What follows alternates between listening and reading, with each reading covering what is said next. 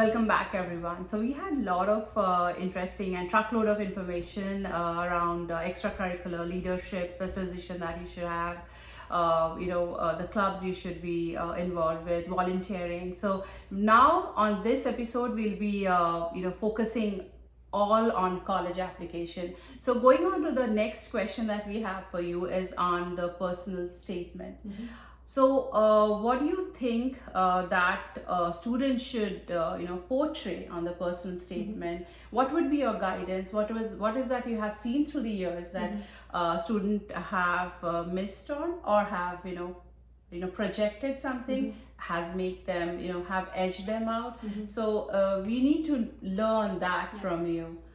Yeah. So number one piece of advice, and students struggle with this, is to try to have fun with the personal statement. And most students would laugh at me if I say that because it's very stressful for them. But the most important piece of the personal statement is to add something to your application, is to bring you to life. So everything else that you do, even your activities, you're still very flat, character. And so this is the opportunity to show your personality, show your character, show what you're interested in, show what you care about, and then just to learn something more about you. And so the couple mistakes that I typically see students make is, one, they either want to talk about some particular thing or experience, or maybe a trip or something like that, and they spend the majority of the essay talking about that thing instead of themselves. So I would say that's the biggest mistake students make, and I will tell them, this is a well-written essay, but the problem is I didn't learn anything new about you. Even as your counselor that has some relationship with you, I did not learn anything new about you. And so it's really important to learn something new about the student. The other thing that students will make the mistake of is they'll want to talk about something that happened when they were much younger. And the main focus of the essay needs to be in the high school experience. You absolutely can have an anecdote or a story to start about something that happened when you were much younger, but you very quickly need to segue into your high school experience. So those are probably the two biggest big picture mistakes that students make. And the other thing I just want to add is, and we'll see how this evolves over the next couple years, I think we're in the second full year of the AI influenced essay, and I do think over the next couple of years we will see the essay becoming less and less important, because the reality is students are using AI more and more to help them in writing their essay, and colleges know that they are, and so I don't think they're going to be quite as valuable to the colleges as they once were. The colleges did used to also use them to see if a student could write. And now it doesn't really show if a student can write. I think the focus now more is on the story that the student is telling and what piece of their personal experience are they sharing with the college. And so if students can just reframe it like that, they just want to learn something about me, then I think that's helpful and kind of takes some of the pressure off of them. Wow. Yeah, I mean, that is a brilliant advice that you have given. Just speak about yourself. Don't pick any incident and keep, just be around that and not speak. And of course, you're right on that, AI help is too much. And of course, down the line, that would be something, So so we have learned on the the college application, the personal statement, and moving on to the next that we have is letters of recommendation. So students do struggle. Who should they get their recommendation? How should they go and approach for the recommendation, and what should be their pathway to go to the recommender? So what would be your advice around this hot topic of recommendation? So I think the first step is to think about who would be, let me back up to your junior year. So your letters of recommendation typically do come from your junior year teachers. So for my juniors or my sophomores heading into next year as juniors, it's really, really important that you prioritize relationships with your teachers and your counselor in your junior year, and really try to get to know them as human beings and as people, and not just as a student, but also be mindful that you are want to be the best student you possibly could be. And that's not just your grades. That is also just how hard you're working. Are you seeking extra help? Are you being an active participant in class? Are you raising your hand? Are you a good team member with your peers in class? And just thinking about what kind of student you are in your junior year is first and foremost. The letters of recommendation primarily do come from junior year teachers. And so toward the end of your junior year, as you're kind of narrowing down and deciding what colleges you want to apply to, then you do need to look at each and every college. Every college is unfortunately a little different as to how many letters of recommendation you may need. And also some colleges will give you guidance on who they should come from. A general rule of thumb is most students will need 1 to 2 teacher letters of recommendation, and at least one of those letters should come from an English, math, science, social studies, or foreign language teacher. They do want a core area teacher. And then after that, additional letters, depending on the school. A more selective school will want a second letter from a core area teacher, and they will say that on their website. But for most schools, the additional second or maybe even third letter could come from a club sponsor, it could come from a coach, it could come from an employer, a religious leader, anyone that may know you really well in your life. And then in terms of approaching them, you definitely ideally want to ask them at the end of your junior year, and that gives them plenty of time to, if they perhaps would like to start writing letters in the summer, they absolutely can. If they also, some teachers will say, I will only write 10 letters, and when I hit 10, I'm not going to write anymore. So you want to be at the front of the line. You want to ask your teachers first. And if for some reason they do tell you no, then you have the opportunity to then go ask another teacher. But you want to ask in person, face to face in your junior year. And then if your school does ask you for a brag sheet, and I would say even if your school does not ask you for one, I would recommend preparing one for your teachers to help them in writing that letter. Go ahead and get that to them before you head home for summer break. And then when you come back in your senior year, you want to follow up with those teachers and make sure that they're still happy to write you that letter of recommendation. And then if they say yes, then you can kind of move forward with that process. Lovely. So when you were talking, I think I have missed one very important question that slipped from the crack is when should the student start preparing on the college application? It can be very varied with student, but what would be your general suggestion on that? So I think you can start working as early as late spring of your junior year. I would encourage students to use as much of their summer as possible because the senior year generally can be very stressful, and as much as you can do in the summer leading up to your senior year will be very helpful to you. So some of the things that you can do in the summertime, you can actually access the Common Application, which most students will use the Common Application for most of their college applications. It is a central platform that allows you to apply to multiple colleges at one time with only having to enter in your basic demographic information one time. So in the summer leading to your senior year, you can begin all the demographic information. You can enter in your courses, your grades. You can also enter in your activities that you've been involved in. And then you can also, we've already talked about the personal statement. The personal statement topics are published in late spring. So you can go ahead and start working on that main personal statement as well during the summer. And I always tell students you should come back in the fall at least with a solid first draft. And then when you come back in the fall, then you can get your counselor's feedback, English teacher's feedback, other people's feedback on that essay. The only thing you cannot work on until after August 1st. As of August 1st, your Common Application will roll into your senior year, and so a few things will change. And at that point, you will know what's called supplemental questions. And those are the additional questions, the additional writing you have to do for each individual college.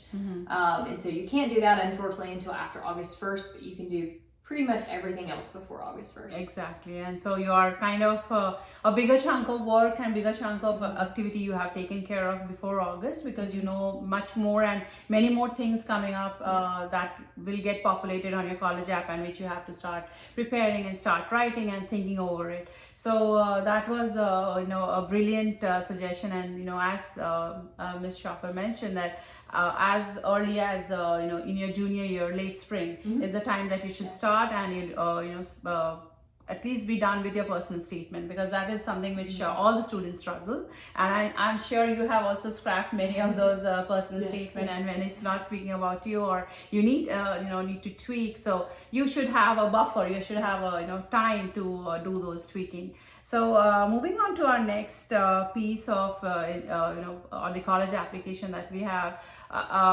we will get that question, but tell us something about, from your experience, how have you seen the students doing the research on colleges?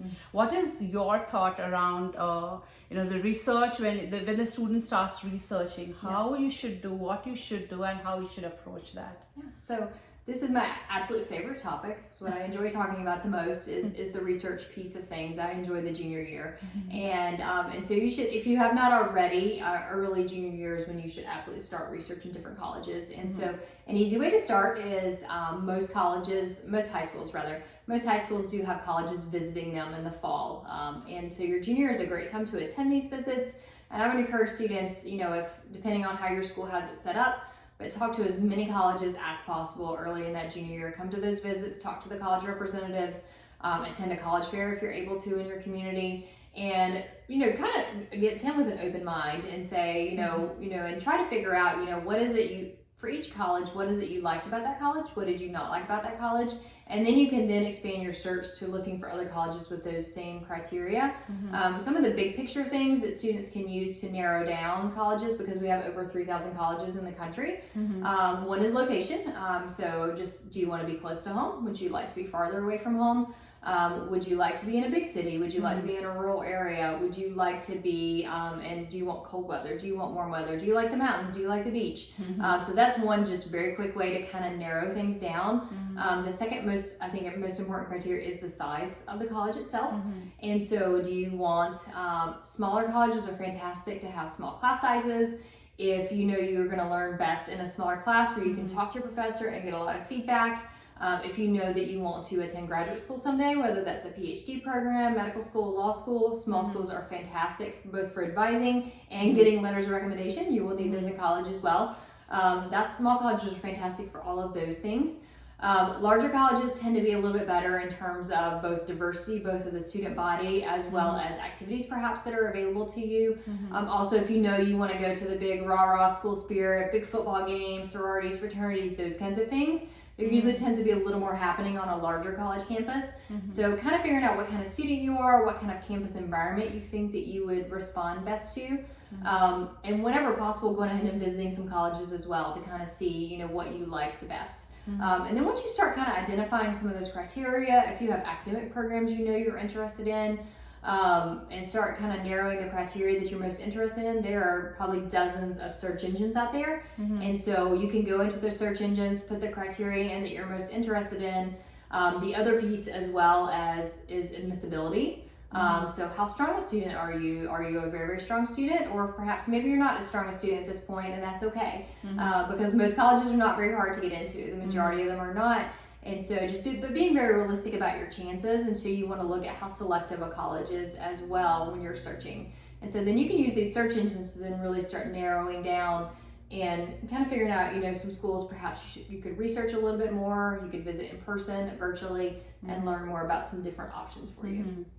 Lovely. So on that note, what is your thoughts and take on college visits? You did mention that, narrow down your search. You have 3,000 plus colleges, and, with all the bullet points that you have in your mind, narrow down your search. And what is your thought around the college visits? Do you think that it is very pivotal, very important, and not just know about the college on the net and just physically be there?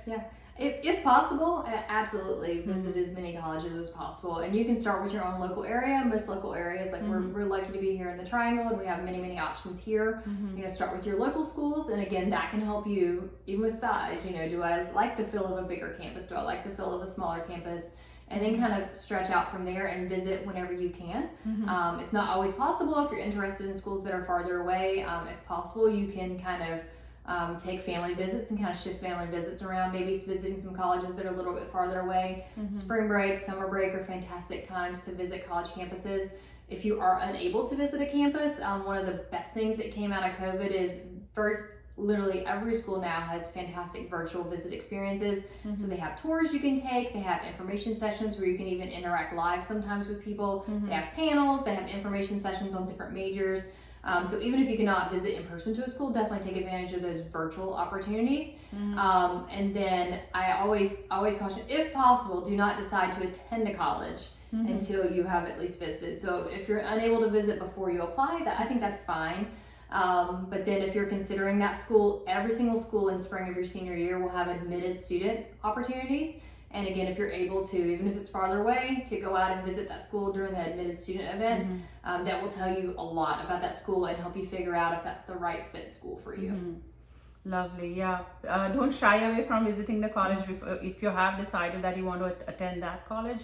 Do go and Yes. visit that. So, going on, we covered extensively on the college visit and how you should do your research on it. How you should be, downsizing. Like, we have so many colleges in our mind, but according to your criteria, which is the one you want to go. So on those lines, we also have, I know it's very important for the the scholarship and the financial aid. So let us know what you think, or what would be your guidance as to what we can do on the financial aid and scholarship piece on the college when we are applying for the colleges. Yeah, so I will talk about scholarships first, and then we'll talk about the financial aid piece second. So scholarships are essentially money that is awarded based on your merit. In most cases, that merit is academics, how strong your grades are. Sometimes they are awarded for athletics. That's the other piece that we mostly hear, but occasionally you do see scholarships awarded for leadership, community service, those even things like musical or artistic talent as well. And so I really want to stress that most scholarship money will come from the colleges themselves. It will come from the colleges that you want to attend. And so just a couple general rules of thumb, and there are some fantastic websites out there that really list colleges that are very generous with scholarships, but some general rules of thumb are if you are applying to a school that is less selective, and so if you are a very strong student and you're applying to a school that is less selective, they are much more likely to offer you scholarship money because they want those really strong students to come to their school, right? They want to improve their school, they want to have a more rigorous environment, and so they want those academically talented students on their campus. And so those are the schools that tend to offer more scholarship money. The other rule of thumb is private colleges are generally more generous with scholarships than our public schools. And that's because public schools are already more affordable. They already have a lower price point, and so they don't need to lower their price any. But a private school, again, especially a less selective school, would love to attract you and get you to come to their campus. And the last thing, just definitely research scholarships at every single school. Almost always you do need to apply early in fall of your senior year. They will have early scholarship deadlines. Some colleges will require you to complete a separate application. Some colleges will not. They will automatically put you in the scholarship running without completing an extra application. So you do just have to do your research on that and find out different resources and find out what the process is at every school. The second piece is applying for financial aid. And this is absolutely crucial, especially if you know as a student your family has financial need, if you know that paying for college may be challenging for your family. For every single college, you will have to fill out something called the FAFSA, and that is the free application for federal student aid. Generally, it opens October 1st, but the last 2 years have been challenging, so this year will open December 1st. And you will sit with your parents, and you will need your parents' social security number, and it's a very easy form, brings in their tax information. You send that information then to the colleges you're applying to, and then after you're admitted to a school, the school will send you what's called a financial aid award letter. And in that letter, they will let you know if you're eligible for grants. That is free money. You do not have to pay back. You always want to take grants. Work study, that's a part-time job on campus to help you pay your bills. And then it will let you know if you're eligible for loans. I also want to stress you never have to take out loans if you don't want to. You always opt into loans. So you can opt into the full loan amount that they offer you. If you realize maybe, for example, I need $1,000 a year just to kind of bridge the gap, you can just take out $1,000 a year. It's really, truly up to you. And the second form that some colleges do require something called the CSS profile. That is a much longer, more intense form. And that is a form, and your college will let you know if that is required for you as well. But those colleges, you will have to do the FAFSA and the CSS profile in order to get financial aid. And so between scholarships and financial aid, those are the two primary ways students can fund their college experience. Wow. Yeah. Thank you so much for that. I mean, we are, having so much of information. So we have also covered the scholarship and financial aid, and we have a lot more coming our way. But you have to quickly go for a water break and come back. So see you soon.